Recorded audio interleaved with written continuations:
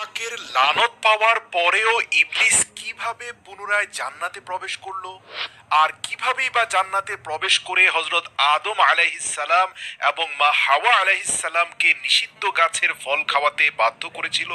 এখানে গুরুত্বপূর্ণ প্রেক্ষাপট হচ্ছে হযরত আদম আলাইহিস সালামকে সেজদা না করার অপরাধেই কিন্তু আল্লাহ তাআলা ইবলিসকে লানত দিয়েছিলেন এবং তার জন্য জান্নাতে প্রবেশ নিষিদ্ধ করেছিলেন।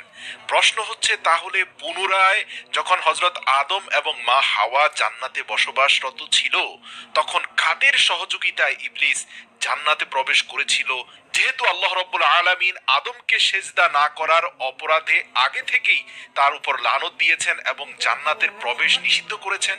প্রিয় দর্শক, এই বিষয়গুলো অত্যন্ত গুরুত্বপূর্ণ, আর আজকের এই ভিডিওতে এই বিষয় নিয়ে আলোচনা করব। এছাড়াও আমরা জানবো সাপের মুখে কিভাবে বিষ এলো, আর ময়ূরের ঠোঁট এবং পা কিভাবে কালো হলো।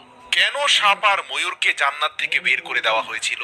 আহলে কিতাব থেকে এই বিষয়ে সুস্পষ্ট যে ধারণাটা পাওয়া যায় সেটা হচ্ছে, আল্লাহ সুবহানাহু ওয়া তাআলা জান্নাতে আদম এবং হাওয়াকে যখন বলেন তোমরা এই জান্নাতে বসবাস করো, তোমাদের যা ইচ্ছা তা খাও এবং পান করো, কিন্তু খবরদার ওই গাছের কাছে কখনোই যাবে না।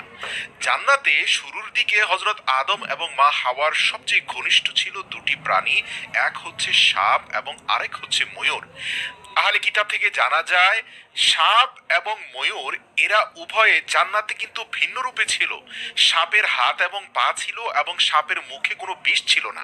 আর ময়ূর প্রাণীটি বর্তমান পৃথিবীতে যতটা সুন্দর তার থেকেও বেশি সুন্দর ছিল। বিশেষ করে ময়ূরের ঠোঁট ছিল অত্যন্ত আকর্ষণীয় এবং পা ছিল সোনালী রঙের, যা চকচক করত। এখানে আরেকটা কথা বলে রাখি, ইবলিসের জন্য জান্নাতের দরজা চিরকালের জন্য বন্ধ হয়ে যায় শুধু একটি অপরাধে, আর সেটা ছিল সে আল্লাহর নির্দেশে আদম আলাইহিস সালামকে সেজদা করেনি।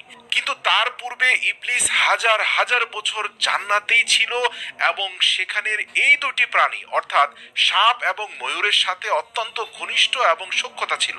আর জান্নাতের মধ্যে যখন আদম এবং হাওয়া নতুন করে বসবাস শুরু করলো আর সেখান থেকে পুরনো অধিবাসী ইবলিসকে বিতাড়ন করা হলো, তখন আদম এবং হাওয়ার সাথে সাপ এবং ময়ূরের খুবই ঘনিষ্ঠ সম্পর্ক গড়ে ওঠে। আর বিশেষ করে আল্লাহ রাব্বুল আলামিনের হুকুমে এই সাপ এবং ময়ূর তারা উভয়ে জান্নাতে প্রবেশও করতে পারত, আবার জান্নাত থেকে বেরও হতে পারত।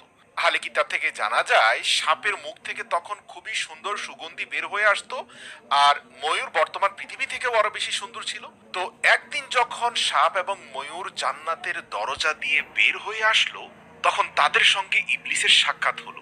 শয়তান এদের দুজনকে বলল, আমাকেও তোমাদের সঙ্গে জান্নাতে